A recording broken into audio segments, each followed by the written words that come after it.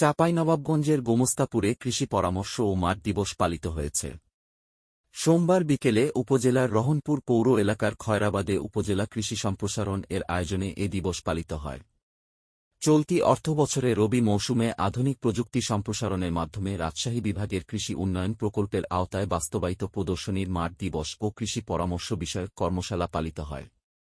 এ সময় উপস্থিত ছিলেন উপজেলা কৃষি কর্মকর্তা তানভীর আহমেদ সরকার, কৃষি সম্প্রসারণ কর্মকর্তা আব্দুর রাজ্জাক, সহকারী কৃষি কর্মকর্তা মোহাম্মদ রাকিব উদ্দিন সহ অন্যরা।